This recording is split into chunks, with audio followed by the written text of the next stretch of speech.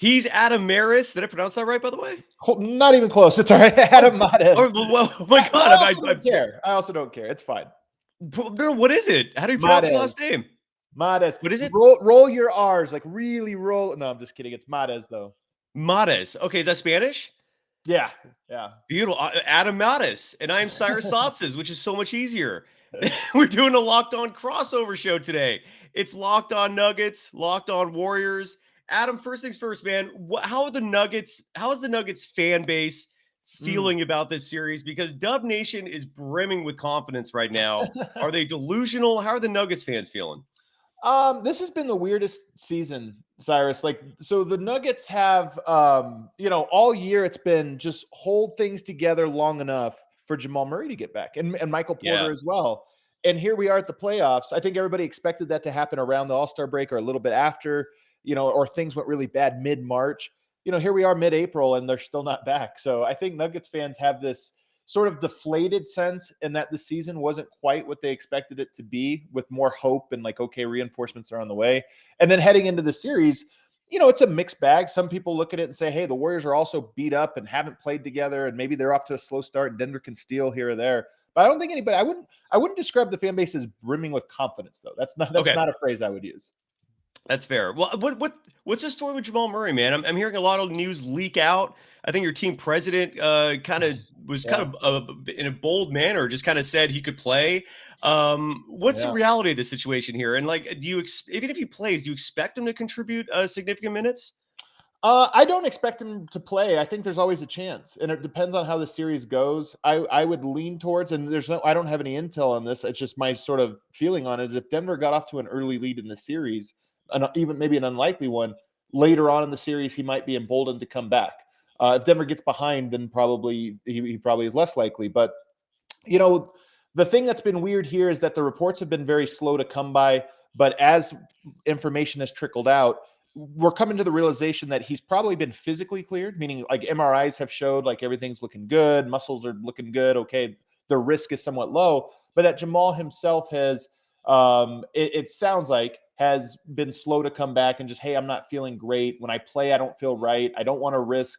And I've even been heard through the grapevine that maybe there was a conversation with Klay Thompson, or maybe even just looking at the Klay Thompson situation and thinking, coming back, there's an upside to it. Denver becomes a better team, but the downside is pretty massive, that a 1-year injury can turn into a 2 or 3-year injury if things go wrong. So I think a lot of this is just waiting on Jamal to sort of say, hey, I feel good enough and I'm ready to come back with confidence. And right now he just doesn't feel that.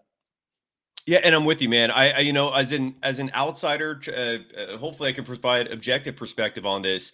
I would not rush him back. I mean, and Klay was rushed back. I mean, he was a year removed from that ACL injury, and I don't know if you remember the start of a season ago when they suddenly were like rushing the start of it. I mean, this was still fresh from the pandemic, and Klay was really trying to get a regular season ready in a hurry. He was playing pickup games.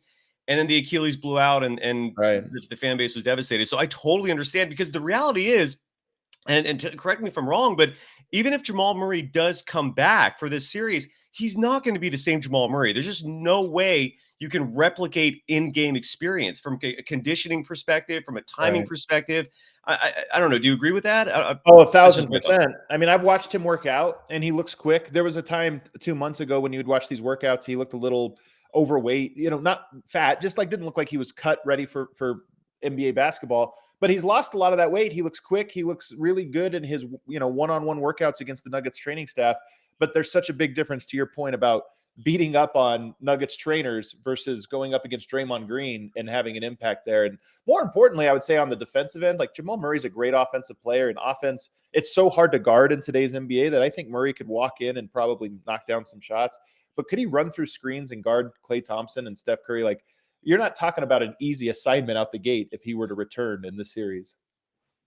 I hear you, man. Well, how do the Nuggets look at the Warriors? I'm curious about that perspective, because we look at them in our way, man. This is a former dynasty who's trying to reclaim the glory. The big three's still there. Andre Iguodala, in my opinion, remains vastly underrated in this big picture in terms of his on-court impact.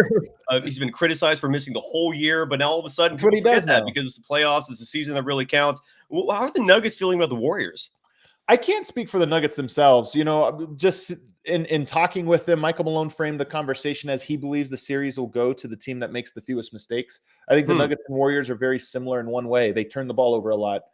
They pass the ball extremely well. They're probably two of the best passing teams in all of the NBA, but the expense is sometimes that passing gets a little fast and loose, and both teams lose games because of that. They get a little too sloppy. They get a little too fast and loose.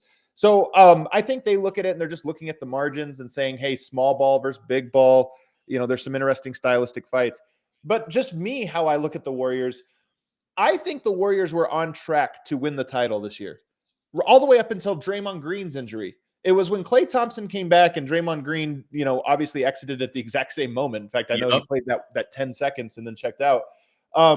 That was when I think things turned, because as great as that team is, and as much as they have years of playoff experience under their belt, I still think that you need a lot of chemistry, and this team still has to figure a lot of things out. So are they good enough to beat Denver? Probably. I mean, Denver's so shorthanded right now. They're very weak. But are they good enough to go up against the Suns and the Bucks and some of those top teams? They really have to learn a lot over the first round or two before they get to their big challenges. And I looked at it, I think 11 minutes total this season between Steph Yeah, Curry and Draymond. I said 14 on my show yesterday. I was incorrect. It was 11. Yes, I was spitballing, but yeah. So that's the thing where if those three guys had, 400 minutes under their belt, I'd be like, okay, there it is. That's the team. They got it together. But the fact that it's so little, maybe it clicks right away. I have a hard time seeing it. Yeah, Jalen Rose echoed very similar sentiments on his show yesterday, and then his partner in crime, Jacoby, who I'm not super familiar with. I see them on ESPN, but he flat out picked your team to win the series, and I was just really blown away at that. But here's my rebuttal, because I heard that from Jalen Rose, and I'm hearing that from you now. I would say under normal circumstances that is a very valid concern for most teams, but these three have played so much together. I mean, they've been through so many wars together. They went to 5 straight NBA finals, won 3 titles together. That if there's any trio of players in the NBA that I would not be concerned about in terms of regaining timing, regaining chemistry and rhythm, it's those three. I don't have any concern that when Steph comes back, that they're going to be like, oh, I forgot how we play together. To put it in perspective, when Draymond Green's first game back after being away for over 2 months, first major injury of his entire career, he comes back and Steph has one of the biggest games of the entire season, because that's how comfortable those two are together. And they hadn't played together in 2+ months. I could see from the outsider's perspective that argument, and I get it. But from at least someone who's covering this team consistently, I do not see that as a worry. And it does surprise me that people forget that they've played nearly 10 years together, Well, and they've been through the same and that's including situation all these here. postseasons. Yeah, the same situation is here with Jamal and Yoke, right? I mean, they've been through so many playoff series. They've been through, I think, 4 game 7s together. Like, they've gone through a lot of battles and come out really, really well. So you could make the same argument, but I do think there's just something to the chemistry. And then I'm sure we'll get into this. I think the best lineup that the Warriors are going to have in this run is going to feature Draymond at the 5, Andrew Wiggins at the 4, Jordan Poole in the lineup with Klay and Steph. I think that's going to be their best lineup. And that's a lineup that hasn't played together. You're talking about 2 new pieces. So the big 3 still the same, but Poole and Wiggins are very different than Barnes and Iguodala and some of the other pieces that have fit in there. So again, I'm with you in the big picture of this. I think this team is a winner, like especially when you start talking about Kuminga and Moody and some of the pieces in the coming years that are going to really step into the spotlight. But I think that what their best punch is going to be is going to take a little bit more refinement, even if those 3 know exactly who they are. Yeah, and I don't know if on paper you're absolutely correct that Andrew Wiggins is the 5th piece. I don't know if that's locked in stone. I think that's really situational. I think of Wiggins, who does not have a lot of playoff experience. I think he had that one series with the Timberwolves where he did not play great. I don't know if he's set in stone. I honestly think that Otto Porter Jr. has an equal opportunity to close out games. I think if Kuminga is playing to his potential, he's a rookie, so Kerr is really keeping it tight to his chest. I asked him yesterday. I asked Steve Kerr, what can we expect from Kuminga, and can you tell us like how many minutes he's going to play? He had answered an earlier question about whether or not Kuminga is even going to play, and Kerr responded with potentially. And then when I asked about the minutes and if he would reveal how many, he said no. So he's keeping it incredibly close to chest, rightfully so. It's the playoffs. Yeah. But I think that look, Dub Nation does not have a lot of faith in Wiggins. I think Really? rightfully so. I don't think he's going to be part of this team after this year. And if it's not this year, he's going to be gone after next year. Yeah, it's interesting, man. I mean, All-star Andrew Wiggins. Wow. well, it's safe to say it's the worst All-Star selection in NBA history, right? I mean, that's not a bold take. It's just there was no one else. K-pop kind of stepped in. Would you agree with that? I don't know. I mean, that's I don't know about worst, but I mean, he was having a really good first half of the season, and there were a lot of players that missed. I mean, this season's been so long, Cyrus, that we forget all the weird little iterations of it. We forget that the first 2 months of the season, like half the NBA was in protocols. We just forget that that was this season. It feels like it was a different one, but it was this one. So you're right that he probably wouldn't have made it if everybody was healthy, but hey, that's how it broke out. Well, let me ask you this, Adam. Who is worst in your recent memory or in any memory in terms of an all-star starter? Man, I'd have to go through as a starter. You're right. The starter part of that is really something. You'd have I'm to saying go this back is to a like Warriors fan. I love the season. team, but it's just dude Wiggins. Yeah. I love him, man. He's a part of this team, but I don't see it with the money he's commanding. Well, the money, it wouldn't surprise me if he was traded this offseason. I'm hearing a lot of weird rumors. Let's talk about a sponsor that has been loving both our programs for a long time. That's BetOnline. They're your number one source for all your betting stats and sports information. And Jimmy Shapiro of BetOnline, who emails us some great numbers, he sets the line currently right now. The Nuggets Warriors. It opened with the Warriors minus 195 as the favorites. That has grown to minus 220. So people are putting money on the Warriors. The Nuggets are plus 190. If you're a betting man, Adam, maybe you are. This is the first time we're meeting with each other. I'm a betting man. I like to have some fun. What's your take on those odds? What are you thinking?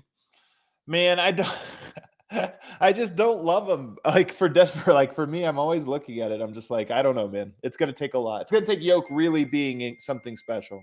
Yeah, we could be. I mean, he's going to probably win MVP, and that's a 2-time MVP there. But you're right, dude. It's going to take a lot from him. Well, find all your latest sports developments, league reviews, and news, including this year's basketball playoffs and the start of the Major League Baseball season. BetOnline is your continued source for all your sports wagering information, from live betting to playoffs, esports, and more. Head to the website today or use your mobile device to learn more about the trends in action. BetOnline, where the game starts. Who are your three-point threats, Adam? Like, who do the Nuggets have that can burn the Warriors from the outside? I know the obvious answer is Monte Morris, but who do they really have that can really light it up and put on points besides Jokic? So Denver doesn't have any elite 3-point. I mean, they're two elite 3-point shooters. They do have two. They have Michael Porter Jr., who I think is probably a top 5 pure shooter in the NBA. I mean, that's his one. It's his one skill. Is he's 6'10" Klay Thompson.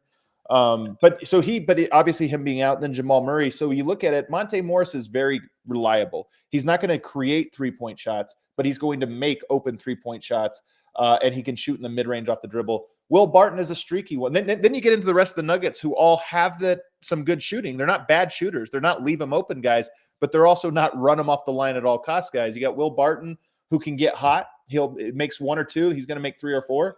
You've got Jeff Green, who can knock him down. Aaron Gordon, who can knock him down. Bones Highland, who's an elite deep 3-point shooter. He's almost better from deep threes than he is from just regular threes. And then you've got Austin Rivers, who is probably the single streakiest shooter. I think he's a 33% 3-point shooter, and he never shoots 33%. He shoots 100% or 0%. And so Denver, and then of course you have here's the funny one is you have Jokic, who is going to have to do everything.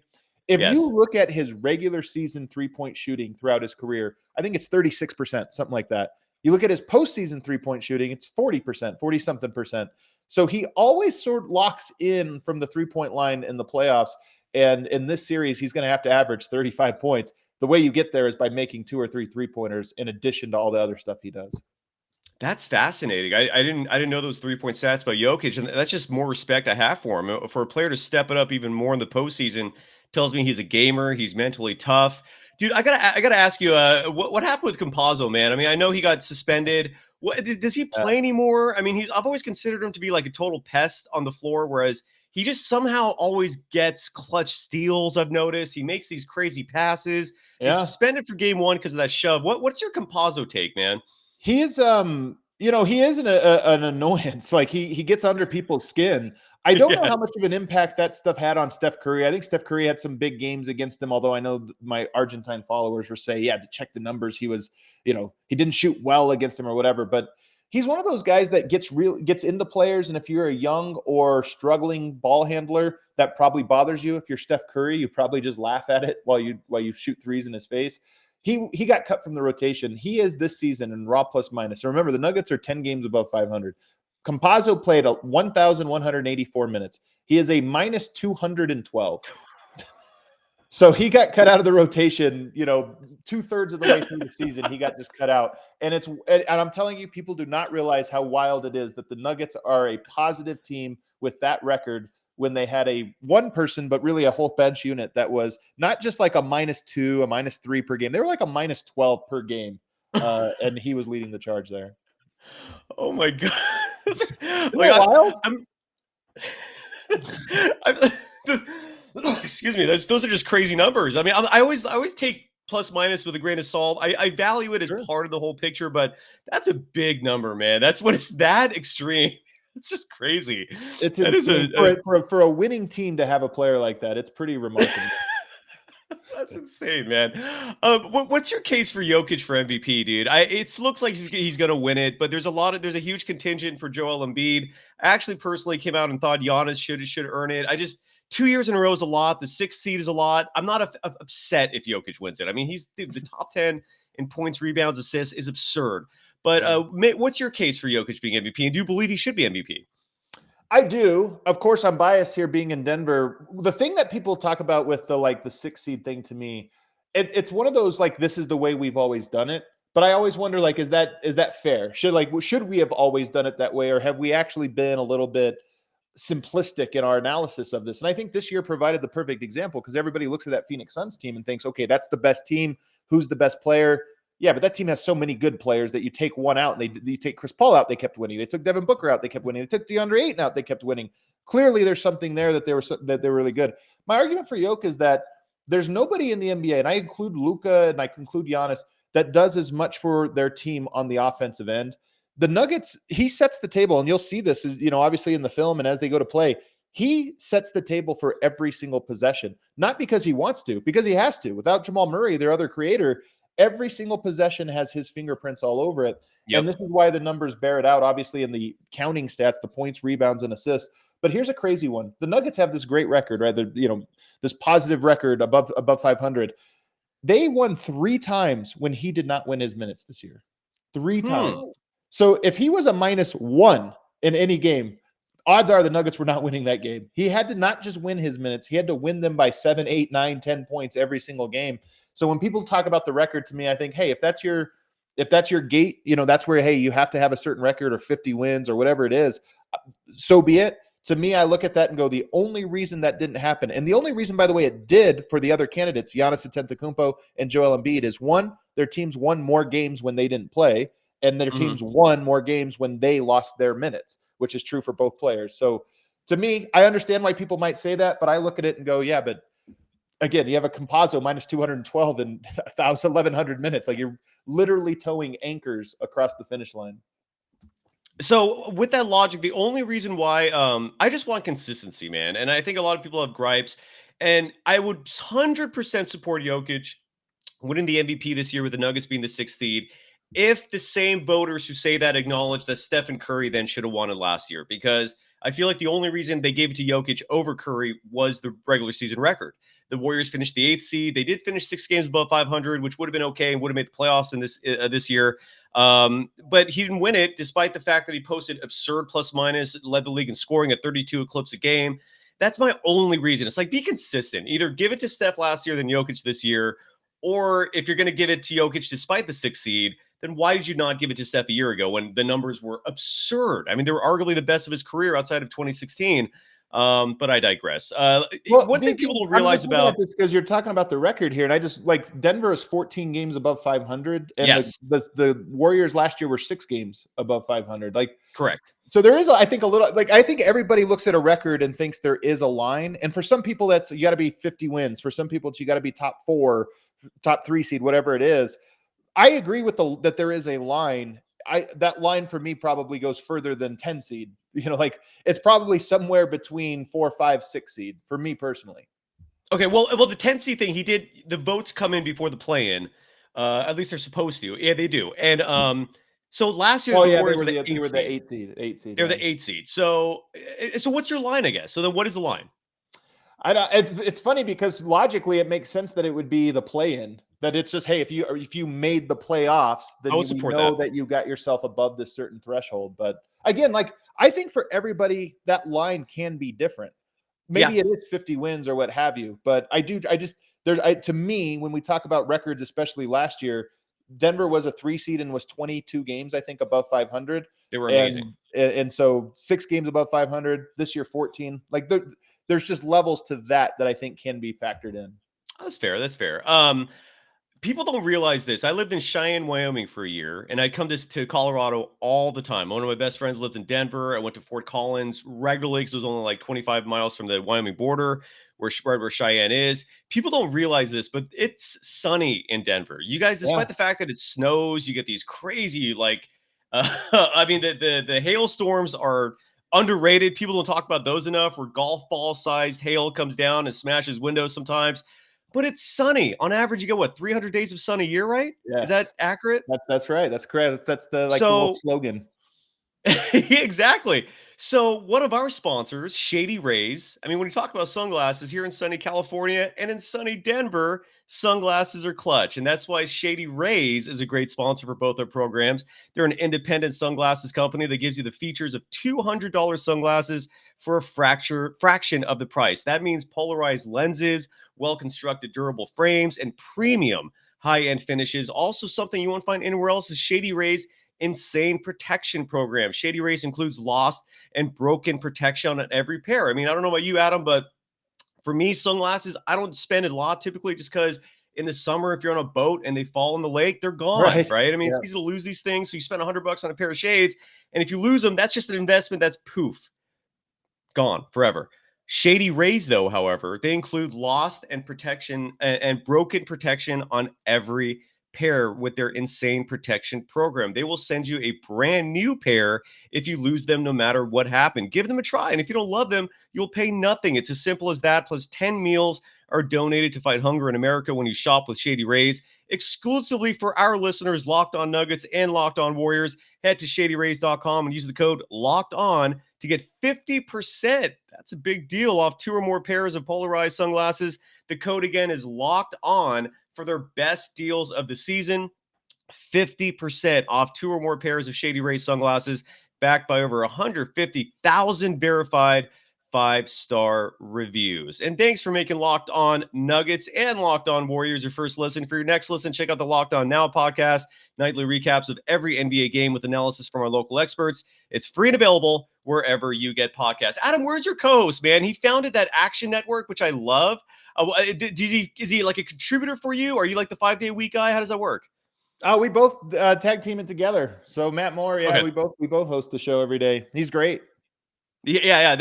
I don't know what the story is. I wanted to ask him a few questions because I did not know he founded that thing, and I rely on that for sports betting and information. It's great stuff. So Stephen Curry is going to be a game time decision. We're recording this on Thursday. He's going to partake in a scrimmage with the team this afternoon. I doubt the team will reveal what his status will be. Curry keeps it very close to the chest. Mike Malone is similarly. I have respect for both those coaches. You folks are lucky, in my opinion, having Mike Malone as a coach because you could very easily have someone who is incompetent. I'd say 2/3 of NBA coaches, just don't impress that much, in my opinion. I love Mike Malone. I love Steve Kerr. So Stephen Curry is going to partake in the scrimmage today. Let's say, for the sake of argument, Stephen Curry misses game 1 and game 2, or he misses the whole series. Oh, Dude, wow. in your opinion, are the Warriors deep enough with Jordan Poole as a starting point guard to still beat your team, or is that maybe a game breaker? I think it's a game breaker. I mean, the Nuggets, Okay. again, if it was the whole series, yeah, I think Denver could then game plan for what's going on there and probably tilt it in their favor. But that's not going to happen. We both know this. I think Steph Curry's going to be available for game 1. The question is, I think the more interesting question now is, what does Steph have? Because if it's an ankle injury, is he 100%? Is he 90%? I mean, what makes Steph so dynamic is obviously his volume 3-point shooting, and a little bit of pain in an ankle is enough to lower a 3-point percentage 5-6%, which is in this series maybe enough to tilt things, in the favor. The other thing about Steph, though, is he doesn't have to make a single 3 to have an impact. He just has to run around because nobody's going to be like, hey, he's got a bad ankle, leave him open. He's fine. So So I think he's going to play, but if he weren't healthy, it definitely could change the series. So do you feel Klay Thompson is a big enough threat? For the first time in his career, he had 3 straight 30-point games. His last game of the season, the Warriors finished the season on a 5-game winning streak. The Nuggets, I believe, lost 3 of 5. I don't know how much you read into that. I would love your insights on that in all honesty. But also, how do you feel about Klay? I mean, he's offensively at the peak of his powers. He's finally clicking. Your thoughts on those two things? Klay, I mean, it's the same thing I just said with Steph in terms of even if he misses his first 20 shots of this series, nobody is leaving him open. And that's enough. This is what makes the Warriors so great. First of all, is that they can make these shots. But second of all, it's that, hey, don't leave Steph open. Also, don't leave Klay open. And if Jordan Poole's out there, don't leave him open either.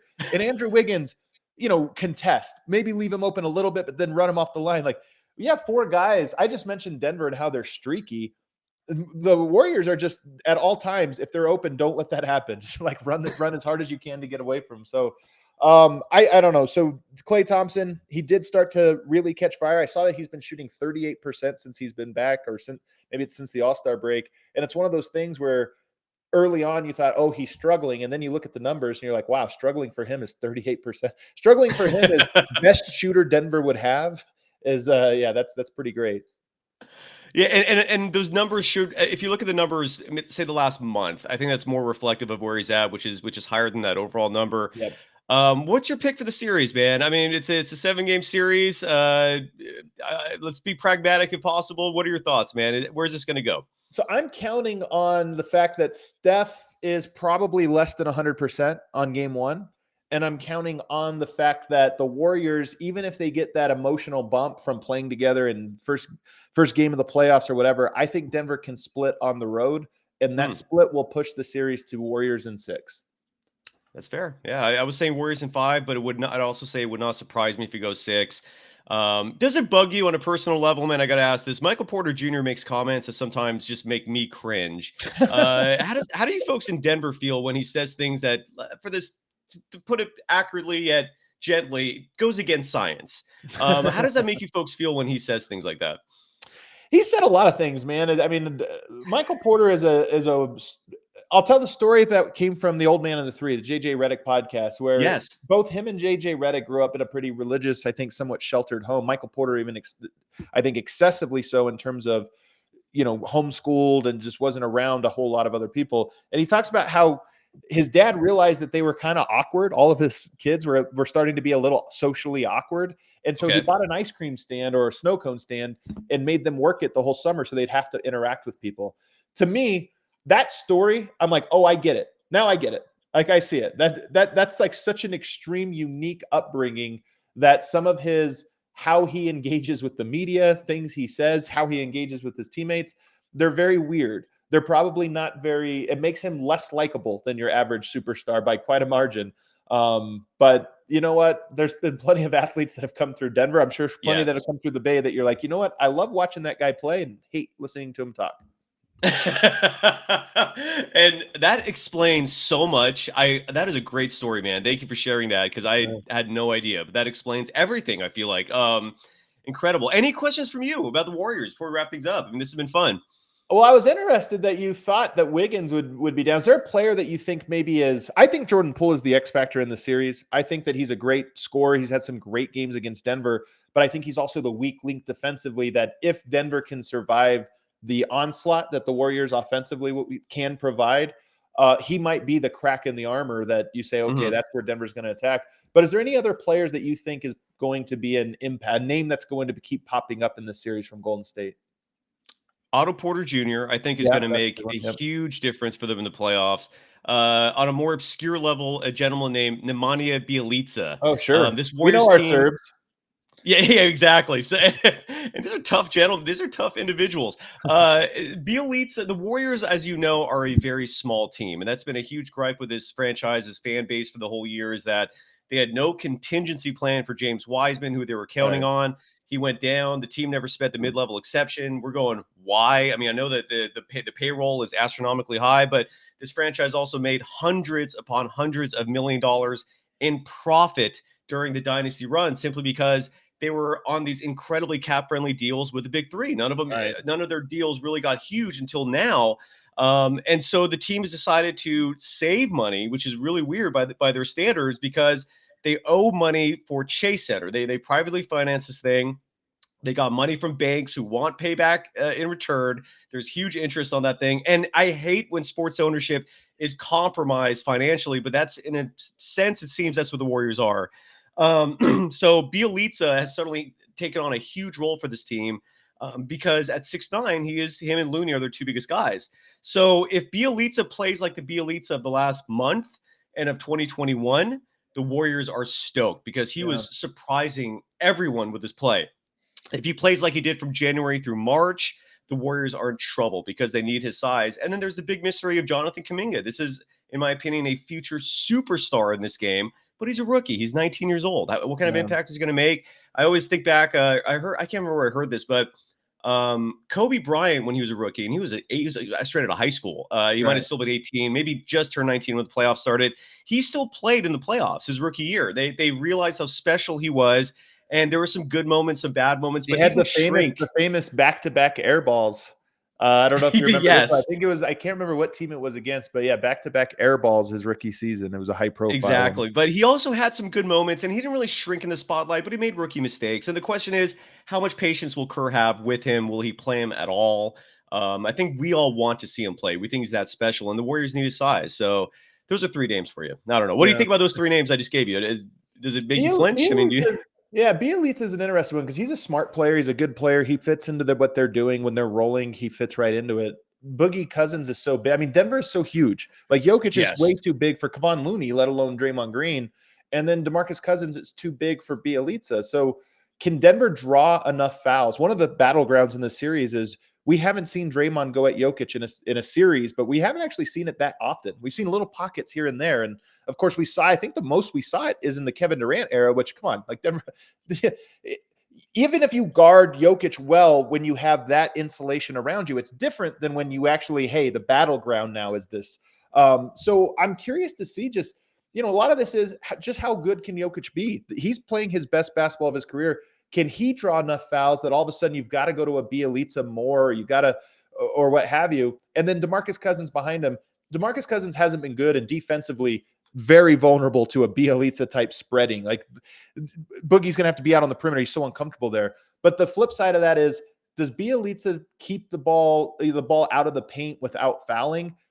The answer to that all season for teams has either been yes or no. There's been no shade of gray there. It's either you're fouling the heck out of Boogie and you're getting yourself out of the game, or you do a good job and all of a sudden Boogie's taken out of the game. So that's another micro battleground of the series.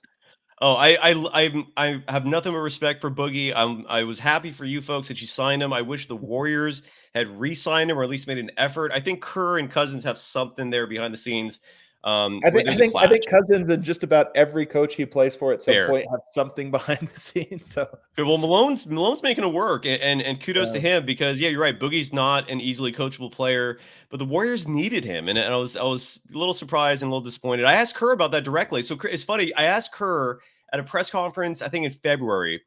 I said, "Are you going to pursue?" Because at this point, the Wiseman thing, there was no longer a timetable. The Warriors no longer knew when he was going to come back. It was a huge mystery. And so I asked him, like, well, look, given that we no longer know what's going to happen with Wiseman, are you going to pursue a backup big? Because his team needs it. And, his reply was, well, I think Kevon Looney is a fine center, and ask Bob Myers all personnel questions. Well, just a month earlier, he proudly proclaimed publicly that Gary Payton II was signed for the rest of the year, that he was going to be a part of the team. So he was so the fact that he avoided it, and Kerr is very media savvy, made me wonder that, and that just added fuel to the speculation that him and Cousins have something against each other. So I mentioned Cousins. I remember vividly. I brought up Cousins. Like, Cousins is available, and Kerr immediately was like, "Ask Bob Myers." I just did not want to touch that. It was bizarre, but anyways, should be a fun series. Adam, really nice to meet you, man. I saw some of your media content. And I was very impressed. You have this venture, DNVR, which is phenomenal. You started this yourself, and this is in 3 cities. Is that correct? Yeah, me and a couple other partners. But yeah, we started it 3 years ago, and we ventured out since to Phoenix, to Chicago. We have a bar in Denver that we do all of our podcasts from, that we own. We host parties, of course, and all of that stuff. So wow, it's a super unique media company that we hope is the future of local media coverage. Wait a second. You own? I did not know that. Where in Denver is the bar? The bar's on the corner of Colfax and York, right? I mean, Okay. in Denver, right by City Park. And yeah, it's a gorgeous 140-year-old building, a gorgeous bar. People will remember it as the Bank back in the day, the Bank Bar, which is kind of a famous Denver bar, but we've converted it to the DNVR bar, and it's the number one place in Denver to watch Denver sports. It's really cool. I mean, we're gonna have on Saturday. We're probably going to have 450 people packed into a bar that holds 200. So it's going to be a heck of a time. That sounds insanely, and that sounds awesome. Wait, so when did you start this thing? Because I imagine the pandemic totally messed with your whole business plan and business model. Like, when did this So start, and how we that started it in September 2019, but we opened up our bar on Friday, March 13th, which, if you recall, the NBA season ended on Friday, March 11th. So our bar literally opened 2 days before bars were closed for 6 months. It How did was that pretty rough affect you, man? timing. I mean, it sounds like you're still thriving, so you We survived it. survived. Yeah, we survived and have since thrived, obviously enough to expand into 2 other markets, with more coming online this year. So, but we went through the salad days for sure. Like I said, we never open up a company on Friday the 13th. That's one of the things we've learned. Well, look, you are thriving. The number 13, look, I try to be a logical person in life, but the number 13 is such a weird one, man. I mean, look, hotels don't refuse to It's true. acknowledge it. It's really crazy Yeah. if you think about that. So I'm with you. I am with you. And all you're doing is giving me fuel for like ideas. I mean, would the Bay Area support a bar like that? I mean, that sounds amazing. Are you married? Like, does your wife support you spending all day at a bar talking sports? I am married. I've got 2 beautiful kids, 7 and 5. But yes, I have a very understanding wife. Oh, congrats, dude. That's a huge part of it, man. That's a huge part of it. Behind every great man is a great woman.